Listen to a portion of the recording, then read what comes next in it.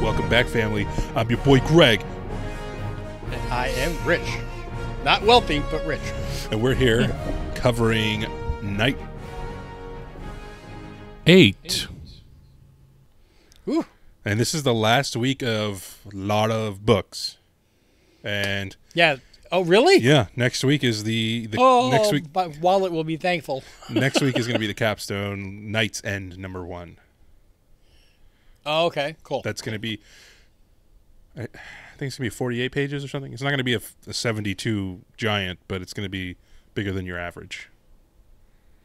Cool. And they should not be wasting any pages advertising the other books in this series. Yeah. Kind of moot at that point, yeah.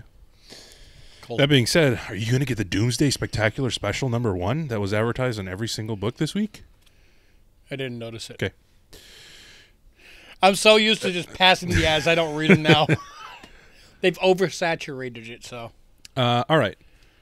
So let's begin Action Comics #2. Yep, Power Girl there. Mm-hmm. So the first issue was her dealing with her parents, and they're leaving her, and abandonment issues, I guess, is her nightmare. Mm-hmm. And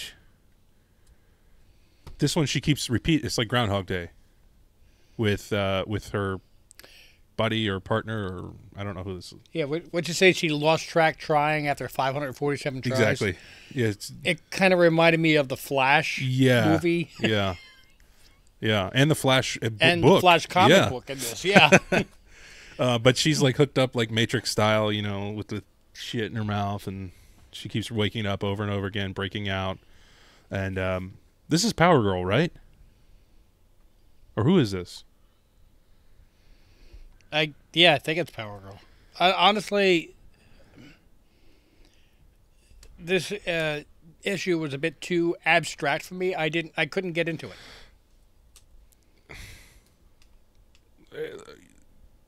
Far be it from me to... I'm kind of... Whatever.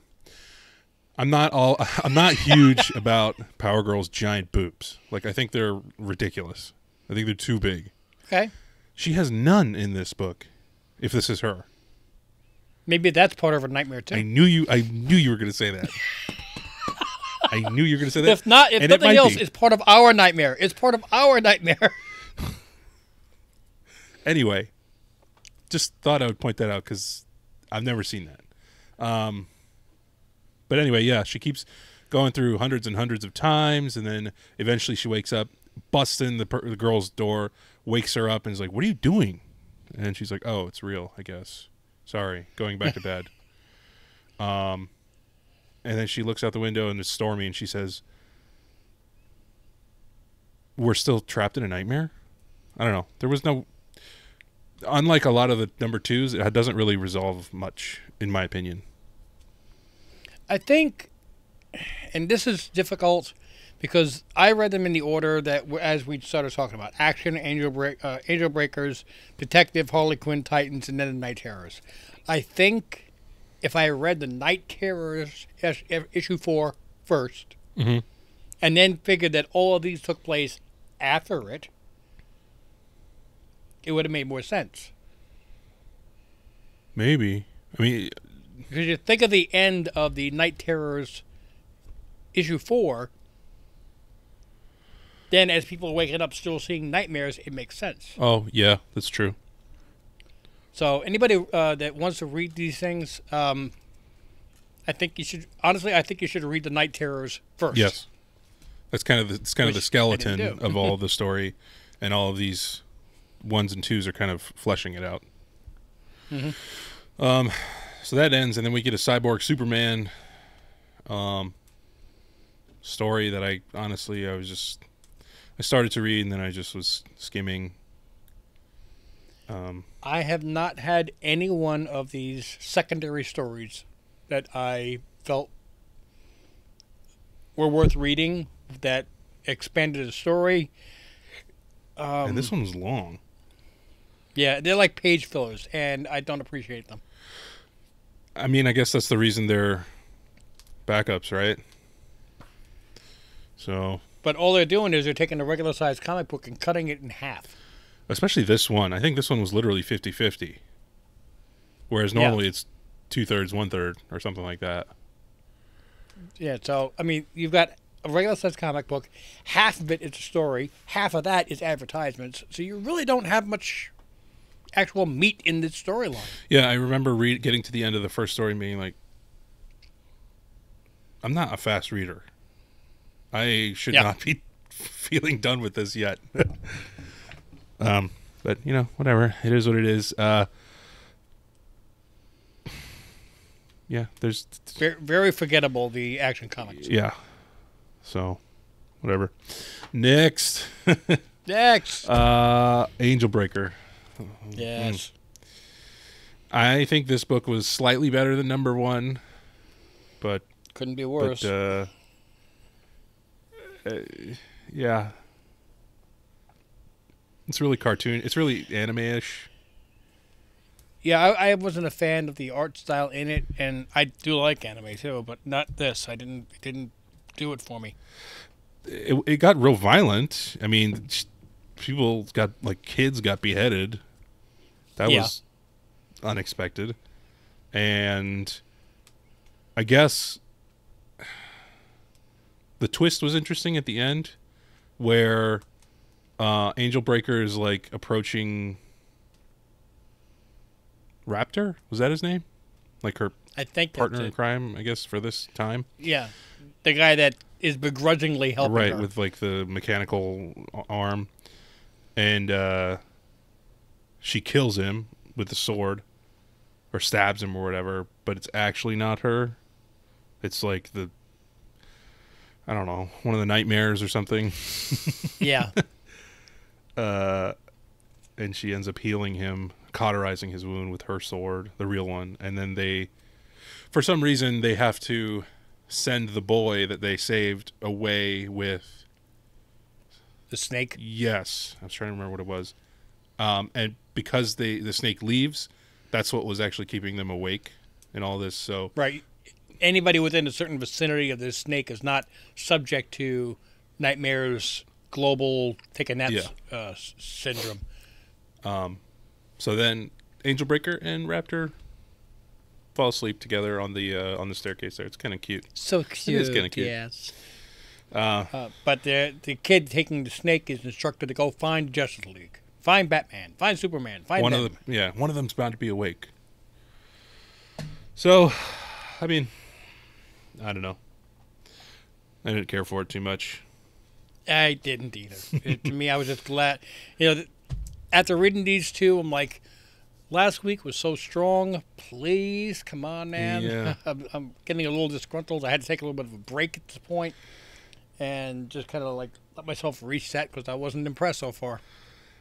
Next up, we had Detective Comics, which was Jim Gordon. Glass Jim Gordon in the midst of these 3 fifth-dimensional spirits that provide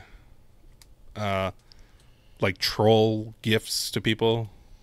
Yeah, like if Lucifer were... It's like the movie Bedazzled with Brendan Fraser. Yep. I want to be the rich. I want to be so rich. Okay, you're a drug lord from Colombia. You're rich, technically.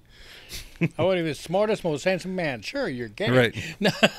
So, yeah, it's always like with a caveat. So, basically, I guess he's having conversation between what he feels Batman is and himself, and Batman has become like this hideous tarantula-looking thing. Mm-hmm. I don't know. This one got kind of deep.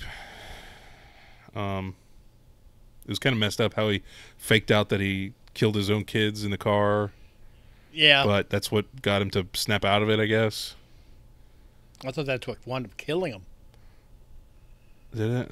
He got next to the car and it blew up or whatever the heck it was. And oh, yeah. I'm seeing that now. And Jim's arm flies off and the right half of his face flies off. Yeah. I don't know. This is weird. I like the first issue better.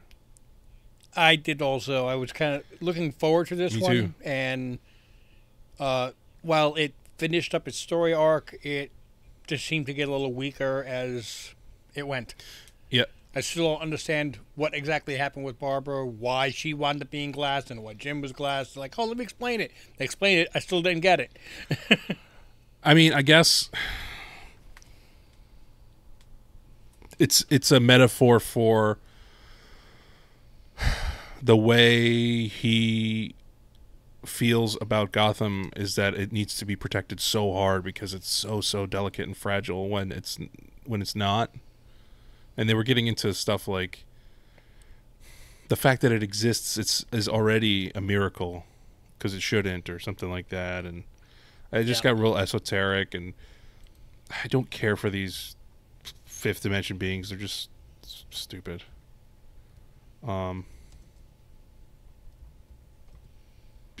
Barbara like accepts that she's shattered, and at the end here that you can see Insomnia's eyes in the sky. I'm tired of being under this nightmare, I am tired of being here under the nightmare architect's eyes, say the fifth dimension people. So somehow they're aware of Insomnia. I don't know why they decided to enter Jim's dreams. Maybe they just might have found this to be a great opportunity to, hey, while all this chaos is going on, let's go have some fun. Let's study humans, yeah. Yeah. But, I mean, it was okay. It was stronger than the first two candidates that I read this week, but overall still wasn't what I was hoping from after last week. What is the last panel? It's a person in a clock shop gets that clock, and then it looks like, I thought it was Nightmare. Was it? I can't tell. It's really like ambiguous. I can't tell if it's a boy or a girl. Name your price. But Yeah, I'm just looking at the eyes. I mean, or is that Lucifer? I don't know. I really don't know. And I think that's a problem. I mean, I'm not the smartest guy in the world, but... Well, Lucifer and DC, Neil Gaiman has blonde hair, so that'd be a no. It's not Mephisto, that's Marvel.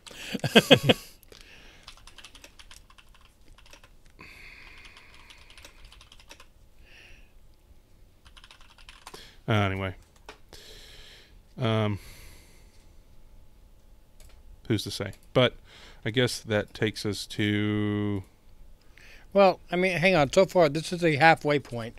And the Action Comics and Angel Breaker, I would rate them both like 4s. Detective at least came in about a 6. It was enjoyable. It wasn't bad. It was slightly on the good side, but, come on, man. It's reaching. Yeah. Yeah. Maybe by comparison, after the first 2, it seemed good, but I liked the first issue, again, much better than the second. Yeah. It was very like, it seemed to follow its own world's rules, and it left us being like, I wonder what's next. Whereas Angel Breaker and some of the others were like, I don't give a shit. Yeah. That's a real good way of putting it. So, should we go to the next one? Next one is the Harley Quinn KnightTerrors, and I'd like to really quickly say that I was so sad today when I heard that Arlene Sorkin, the original voice of Harley Quinn, passed away from a long battle with lung cancer. Yeah, I mean, that's such an iconic voice. Mr. J. Yeah, exactly. Yeah. You put the fun in funeral. So yeah. Okay, Puddin'. So, yeah, rest in peace, Arlene. And my heartfelt wishes go out to her family. So, just wanted to make sure everybody was aware of that. We lost another great voice actor from the Batman series. We lost Jerry Conway not that long ago. And now we lost Arlene Sorkin. Kevin Conroy. That's what I meant to say. Sorry, I'm bad at names. I got you. Yes, because you're Greg and I'm Peter. So, all right. Which, okay, actually, Peter, my name is actually Rich, which the nickname is Dick, so it kind of works. All right, so let's get into Harley Quinn. All right, so last time we left Harley, she was playing with different realities, coming in and out. It was a Truman Show. Yeah, and she had access to this Truman Show control room where she could go into different ones, and this was it some presence that was talking to her. I can't remember exactly, but I thought it was her from like a different version of her, like from a different reality or a different universe, an older version of herself. I think that was the backup story, wasn't it? Were there two versions of her? Yeah. Okay. Never mind. It's okay. Then. It's okay. See, these backup stories. They hurt more than they entertain. Yes, they do. But she's going through the multiversity book and trying to. She says that there's a part of her that always wants to be a good guy, and she's kind of a good guy right now in the continuity. She's like working with the Bat family. And Batman kind of is just like, ugh, fine. Like, you know, you let the kids sit at your lunch table even though he's not like, I don't know. You know what I mean? Anyway, it shows a picture of her as like the leader in his new outfit, and she jumps into this world of like Golden Age comics. Which, according to what it says, is that this is the multiverse, and it's Earth 0, which is like the first one, the original. So it's saying that she was originally meant to lead the Justice League. Yes. And it shows her beginning as a surgeon. Like she's doing surgery on Bizarro. And she's like, "How you doing, buddy?" And he says, "Bad." "Oh, he's fine," she says. It's open brain surgery and he's awake. And she's got a power drill and she looks up and there's a kaboom in the sky. So she, you know, does the whole Superman thing, goes to a telephone booth, changes into her outfit. And then it goes into a backstory about how she got her powers and stuff.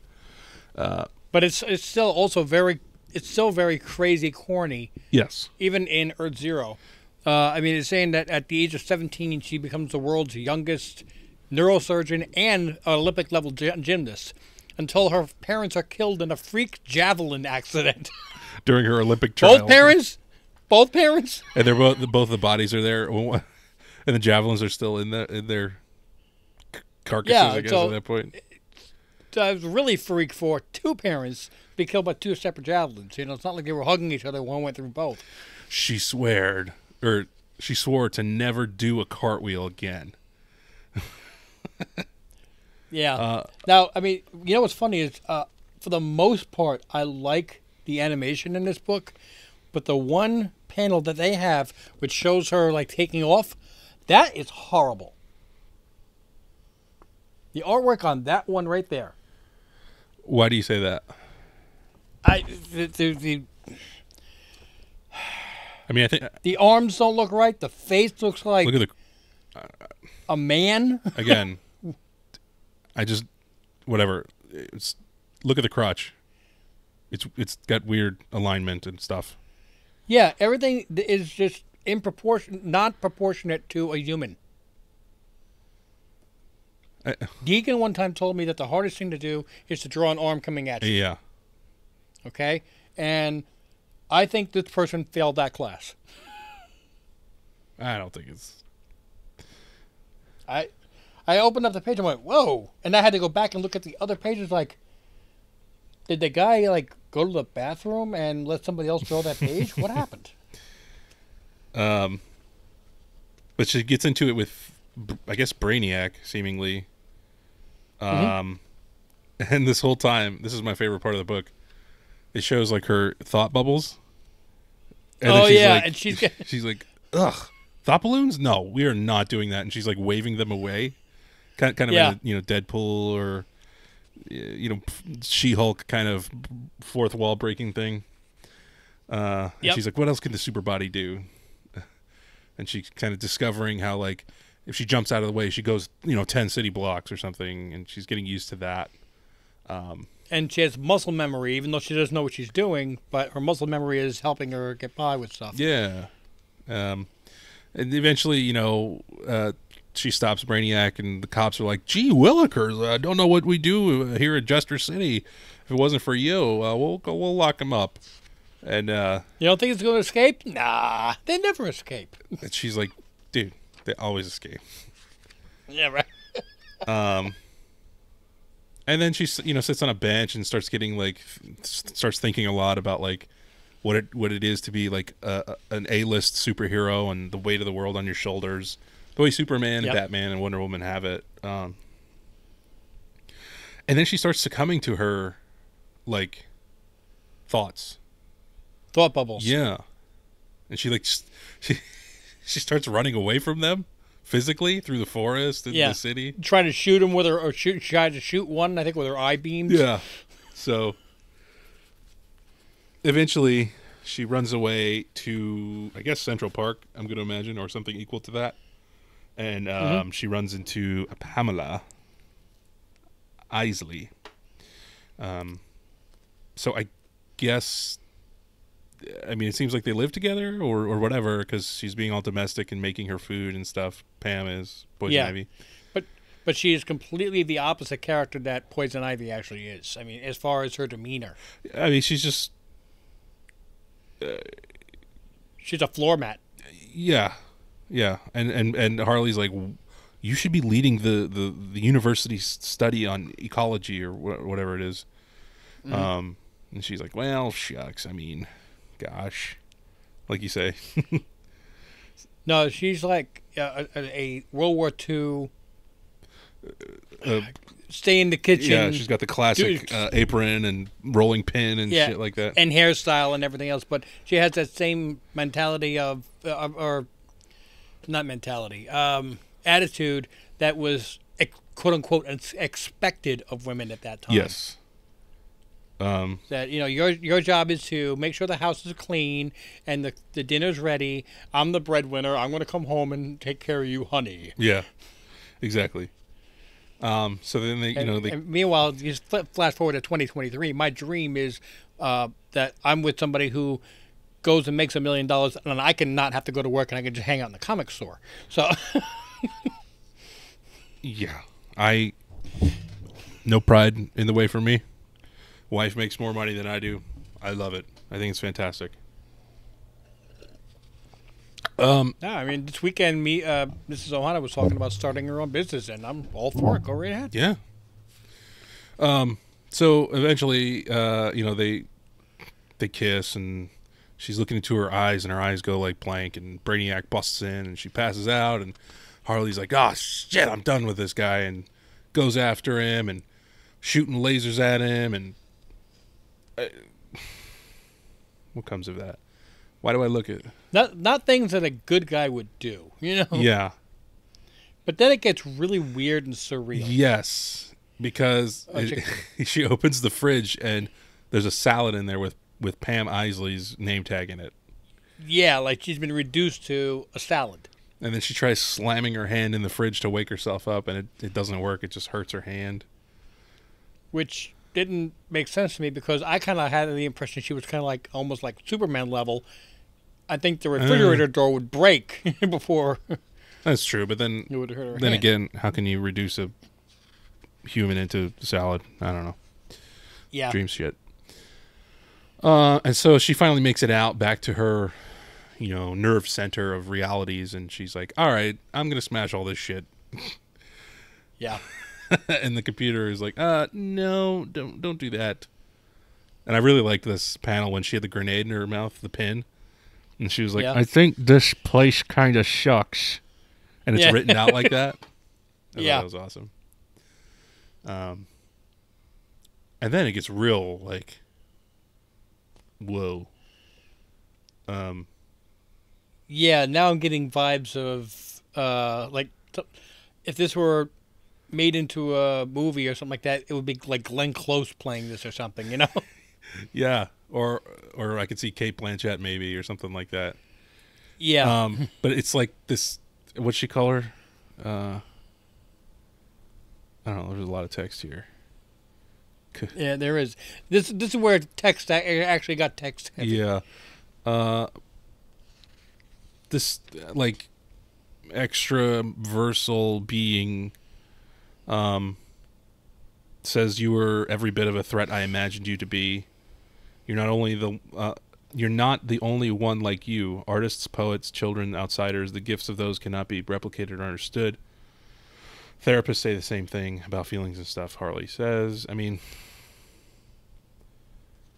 it got really like esoteric here. I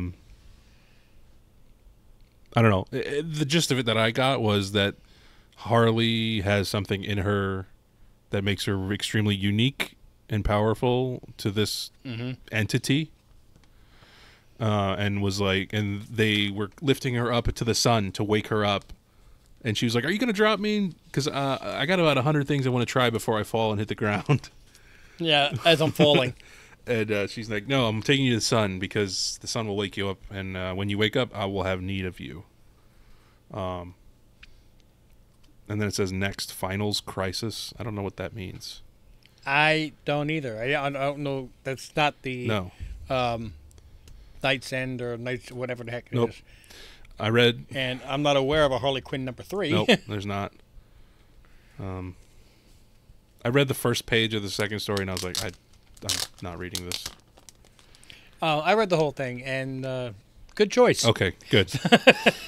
It was long. I was like, I'm not doing this. So, I thought it was all right. It got really weird at the end, but Yeah, I think this flirted, in my mind, and I'm sure there's people out there that love this storyline, okay? But for me, it flirted with being great, but then kept tripping itself up. great way to put it. Especially the first book. I mean, the first book was real fun. Oh, yeah. It seemed like Joker and Harley, those two had the best potential. Because you're taking the chaotic and putting it home in a nightmare. Exactly. Yeah. But then it ended up kind of Green Lantern picking up the mantle halfway through and becoming one of the better ones for number 2 because he was the anti-nightmare and fear rather than being, I don't know. Anyway, Titans.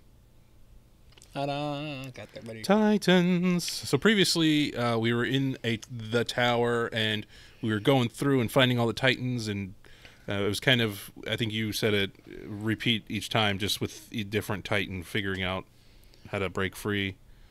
Yeah, it was a New Teen Titans version of Shazam. Yeah, good. Yeah, it's true. Shazam, Titan, Chad, Yeah. Shazam, Titan. So they all are thinking about like their previous versions, and I guess let's see. They made it out. The weirdest thing about this, and I know it's jumping ahead, but I have to start with Okay. this. In every one of the books, it's like multiple people are able to interact with each other in Nightmare. Across dreams. Right.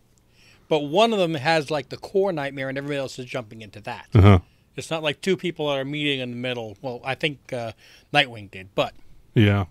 in this one, all the Titans are meeting up in one central nightmare, and that is the building's nightmare.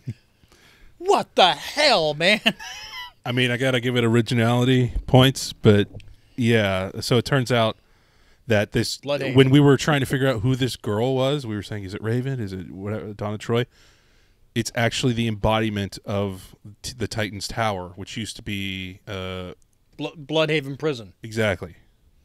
A for-profit prison, and the building was like saddened by that, I guess.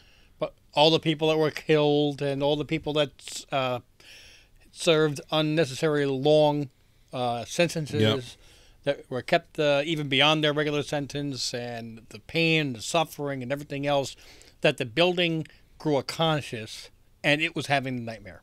Yes. And even though they tore it down and they built Titan's Tower, which was supposed to be like a new beacon in that location, yes. the consciousness still lingered in the ground or whatever. I don't know. Yeah. And most of the book is them coming to that conclusion outside of the tower. Mm-hmm. Trigon makes an appearance because Raven is can't get out of the dream. Apparently she's out, and she's like, what do you call it? Projecting in it. Yeah. And she says at one point, getting in is a lot easier than getting out. And then Trigon explodes up and fights everybody. And then the building cuts through reality with a knife. Yeah. And they say, well, picture where the source of this is, and then it cuts through, and it's a person in the electric chair. Mm-hmm. Change hurts. It does, but not as much as what we've already been through. It'll pass. Now, that whole exchange there, it kind of reminded me of the end of Moana. Okay. Where, Taka is guarding the island, but it actually is Tafiti. And she had to, like, calm Taka down. Mm. It's like two sides of the same personality. Gotcha. Life and death, hope and despair. Gotcha. And they had to kind of one had to relate to the other and get them to have hope themselves. Yep. And they did. And we find out that her name is Joanne, the building. I think they named her Joanne, and Joanne said, yeah, I like that. So we can't call it Titan's Tower anymore. It's Joanne. Says, all here present and accounted for. Thanks to you. No, thanks to Joanne. The tower? Yeah. She says she likes the name Joanne. So. Yeah, I didn't know if that meant that she picked the name for herself, or she's like, I'm going to call you Joanne. And the tower said, yeah, I like that name. No, I don't know. Well, at no matter what, the last panel is them flying away saying, Titans go, let's go wake up the world, to be continued in Night's End. Yes. Now, while this story was a little bit weird with the building itself, it was a lot easier to follow. It felt like it had a better conclusion.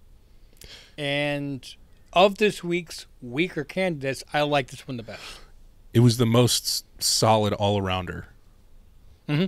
Like, at points, Harley was higher than this, but it also was weirder and worse than this. So, yes, I agree with you. Also, it didn't have a secondary story, which was really strong. That's a real plus on the book. Yeah, I mean, if you're saying you've given me less stories in the comic and I'm happy about it, that's not good. Yeah, take note. Okay. And yeah. Then was the core book, KnightTerrors #4. I really like this. Yes. It starts off with Deadman saying, "Come closer. Let's chat. Come out of the cold."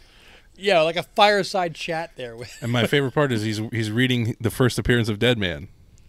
Yeah, like the actual comic, and then he throws it in the fireplace. Know. Man. No, but that's because it was symbolizing, not all stories end with a happy ending, and that's when he throws it in the fire. I think at the end. Yeah, horror stories don't have happy endings like winners. They just have survivors. Exactly. And then it takes us back to Arkham Tower, and you've got Damian, Wesley Dodds, and Batman Deadman. Yes. Dead Man. Dead Batman. No, not Dead Batman. Anyway, they get in there and it's like super sterile and clean. They're like, "What the fuck?" Yeah. And the lighting, that was the way they drew that with that lighting. That was really well drawn. It's like a super sterile facility. It really gives you that vibe. But also the way they drew it, because if you look at the panels right before it, they're coming from this dark, desolate area, and you come into this, and it's almost like it's so bright it's blinding. Yeah. Like I can't get my eyes to it. It kind of reminded me of the mental institution in Moon Knight. Those hallways and I don't know. Yes. But yeah, like they're coming in from all this like vines and black and red and purple exterior connecting things into this. So it's a stark change. So they take the elevator and the stairs, and then Well, they say elevator or stairs, and my first thought is, you don't want to get stuck in an elevator. Go up the stairs. Yeah, and I think that's what they decided to. And then Batman goes, I want you to know that I'm very proud of you. And Damian's like, Boston? It's me, Damian. No, it's me, Damian. Dead man left my body to go ahead. He's gone to battle and to insomnia himself. You don't have to keep going up. We can go home now. Father and son, finally together again. And smiles. Again with a weird smile. Next panel, Damian is stabbing Batman. Running him through. With a sword. Sword coming out the back of the cape. You're not my father. Oh, but I could be. Give us a hug. Yeah, but I mean, as soon as he did that, I'm like, what if, like, it was Batman but possessed? You're taking one hell of a chance there, kid. I know. And then we get to the next panel. It says, Damian, wake up. Wesley Dodds is saying that. So apparently Damian started nodding off, and that was... As he's walking up a staircase. Yeah. So I guess... Dude, I've been tired, but whoa. Yeah. Although maybe he was, he did one of those spells that allowed him to keep the lower moving parts moving while he's asleep or something. I don't know. They approach. I don't know who this woman is. Nice try, Insomnia, bringing out my exes. You must be scared to sink so low. I'm scared, Boston, baby. What is it Insomnia wants so bad? If everyone is dead, then we'll be ghosts like you, and then we'll finally be together forever. Don't you want that? It looks like Dove from Hawk and Dove. But I could not find anything on that. You want to know? Honestly, I don't know, but what she reminds me of with that costume. Yeah. Do you ever watch the cartoon G-Force? The movie with like hamsters? No. Oh. It was a cartoon. It was an anime. Oh, no, I don't think so. Hamsters. I guess it'd be like gerbils. I don't know. That's definitely Dove. It's got to be.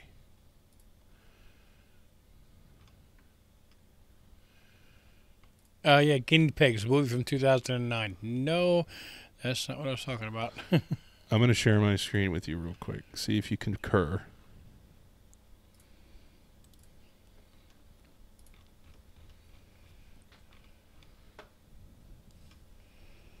I don't know. I guess, kinda. The top, the white around the shoulders, doesn't look the same, but...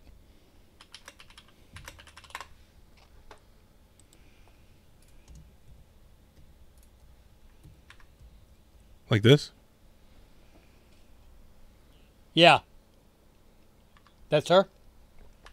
Yeah, yes, these are all different, drawings of Dove. Yep, so that, yeah, right there. That's okay, it. so it is Dove. I was not aware that Boston and Dove had a relationship or anything, but I suppose they do. That's not a very Seinfeld. I suppose they do. All right, so I guess... Yeah, Battle of the Planets. There you go. That's what you need to Google. Battle the Planet. Yeah, it's called Battle of the Planets with... The name of it's called G-Force, and it was an anime. Oh, okay. You'll see those characters, and that's who it reminded me of. I used to watch this when I was I can see that. younger. You can see me watching it, or you can see the likeness. Both. Cool. Yeah. All right, well, so it looks like that is Dove. I guess they had a prior relationship. But... anyway, they come up to Insomnia's like actual body, I think, right? Yeah, and he's like strapped to the bed. His eyes are no eyelids because they cut him off, but he's not dying. He's like being kept alive somehow. Yeah, the doctors here forced him to stay asleep, and I guess Dead Man takes the Nightmare Stone and dives in to Insomnia's body. And we get to see the reason why Insomnia is so hell-bent on destroying the Justice League. Right, because they destroyed his life. It's very much like Baron Zemo. Okay. Yeah, that's right. Because he was all about like revenge for his family. Yeah, and killing and destroying the Avengers, getting rid of superpowered people. Yeah.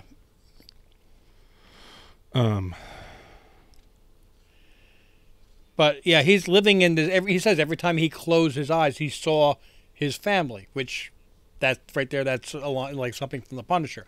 I'm not saying DC steals from Marvel. I'm saying they steal from each other. Yeah, absolutely. I mean, that's why they're really good ideas, so they incorporate it into their stories. Yeah. That's fine. Well, and this explains why he cut his eyelids off. Yeah, because he didn't want to do that anymore. So, yeah, he's talking about like how he goes on to explain, the Justice League were too busy fighting evil Batman, and they were too busy saving the world to save mine. My family wasn't my reason for living, and then in the blink of an eye, they were gone. And they kind of just go back and forth about that. Let's see. Did you forget the rules of this whole game? If you die in the nightmare, you die in real life too. And it shows like Insomnia's he transformed his hand into like an eagle talon and like kills himself, I guess. Yeah, ripped out his own throat. Yep. And it goes back to reality, and Wesley Dodds is like, "Oh no, what the fuck is happening?" And then it goes back to like, go ahead. I was gonna say he released himself. Yeah. And it goes back to like the fireside chat dead man. And he's like, "That's a great question, Damien. You truly are the son of the world's greatest detective. This is when I knew I'd screwed up. Insomnia played me. The only thing it's like I said before, as he tosses dead man number 1 into the fire. Horror stories rarely have happy endings. At least the rest of the world was waking up. That was a good thing, and it shows all the Justice League waking up. Yeah. Including Batman. And then, this is a cool callback, we get the same exact panels that we got from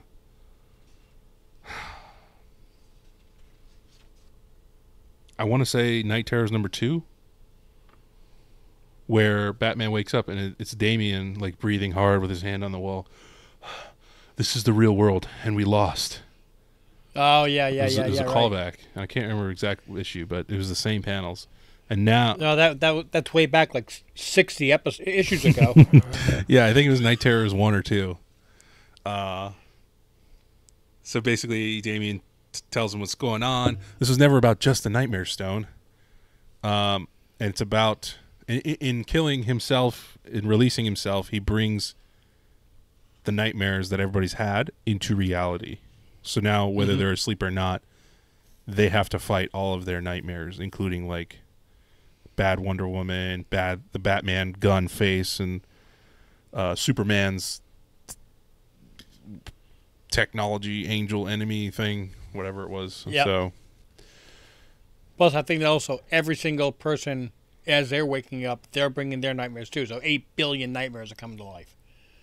8 billion genies. Ooh. Tie-in. Yeah. So, yeah, I mean, this was by far the best book of the week for me. Yeah. I thought it was great. That scene in front of the Hall of Justice. Yeah. Yeesh. Yeah. You've got, like, giant worms consuming people, and you got dead men hanging from the side. Yeah. Yeah, look at that. Wow.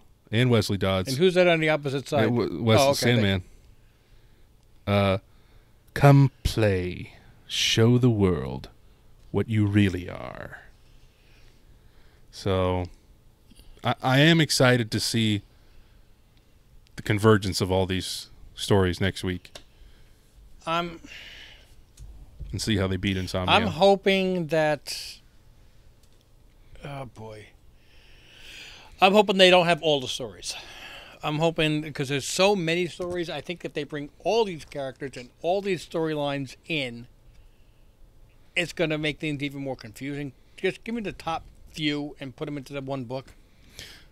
Well, I think they'll probably do that mostly, but they'll just have other, all the other characters from the other books just kind of in passing and stuff. Like Red Tornado from a few books ago, we haven't seen or heard from him ever since. So, But I mean, I'll give you an idea of what I'm talking about. Is Mrs. O'Hana is not a big fan of the Marvel movies or superhero stuff in general, but I had her watch a lot of the different Marvel movies, and she said when it's Guardians of the Galaxy and Avengers, no. Individual stories she likes. She thinks that when it's one character, Thor, Iron Man, Captain America, Ant-Man, Black Panther, whatever, telling one story, it's excellent and easy to follow. But when you put too many superheroes in, she would hate Secret Wars. It's just too overly saturated, and she doesn't enjoy it. Mm-hmm. And I think if you just minimize, don't put every single DC character in this. We don't need it. Give us more substance than quantity. Yeah, I'm okay with that. As long as Green Lantern's there. Yeah, of course. Absolutely. I mean, if you wanted to have Angel Breaker, show up and say, hey, I'm here for one panel. Here's a sneak. Got to do this. Okay, boom. That's it. That's kind of what that's what I imagine and hope is going to happen with the non-core members. Mm-hmm. We got to have Flash.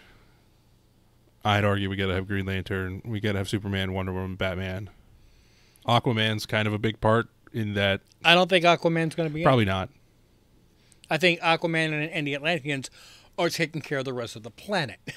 we might check in with them though as they're dealing with these nightmares. That'd be cool, like a panel or 3. Yeah. But yeah, I mean, I am excited to see where it goes. I mean, if Arthur wanted to show up on the battle scene and say, "Hey, yo, Clark, come here. Look, I know we said we were taking care of this, but yo, since everybody's waking up, shit's getting real. So could you kind of snap this up a little bit, please? Just wrap it up." The whole time he's just tridenting people between lines. Clark, I really need to tell you something. Yeah. So, yeah. Clark looks over, can you talk faster? And then Barry's like, I could. All right. So, what do you think? What do you give this week? It takes a step backwards for me, unfortunately, with a couple of these storylines. Me too. It's still better than it was in the first 4 weeks, but the last 2 weeks before this were better. I'm going to give this a rounded score at 6.5. I was just going to say 6.5. Yeah. 6.5 for me. I mean, 6 sounds too low, but it ain't a 7. No. The thing is, though, the way I read it, it finished strong, though. It finished strong with the Night Terror. The Titans was a good story. I kind of liked the Harley Quinn, so it was trending up. Yeah, that's true. It kind of just, every book got a little bit better. I mean, if I had read Action Comics and Angel Breaker last, I probably would have given this week a 3. So. Yeah. That's fine. Okay, cool. We're in agreement. 6.5. Yeah. Cool. Well, thank you guys for listening. Don't forget to rate and subscribe the podcast wherever you listen. We're everywhere. Check us out on Patreon. Patreon.com/TeamOhana to get this podcast much earlier than the public, to get access to our monthly polls. I pull comics out of my pull box and send them to you for free. You get extra picks on New Comic Book Day if you win. We've had that happen a couple times, which is cool. You get extra Remember Me picks when we do a Remember Me video. We each pick 2 on YouTube, but you get an extra one from each of us on Patreon, so that's 2 more picks. We're watching Ahsoka. Which is why I got Star Wars books behind me right now, baby. Yep, we're watching Ahsoka, and we've posted the first 2 episode watch-alongs. That airs on Tuesdays. So I'll probably be posting those on Wednesday morning as soon as I can. The watch-alongs, where I put a timer on the screen, and you start your copy of the video when the timer starts, and it's like we're watching and reacting all together. So it's kind of fun. Yeah, we can't just put the video on there because then Disney would be knocking on our doors. Yeah. So we also have an Etsy shop. Need to check on that, actually, now that I'm mentioning it, to make sure we've got all of our stuff up there. I know we've got our hats and a couple of shirts, but there's other stuff I need to push to the store. And those new shirt designs you made are really cool. I like it, though. Makes you think. They make you think. I like that. I like a little bit of cleverness. Okay, and then, yeah, check out our videos on YouTube. We put out about 3 a week. Did I miss anything? That's about it. I think Instagram is Team Ohana Family, but that's about it. Yep. Okay, cool, great. Well, until we see you guys in the next one, mahalo.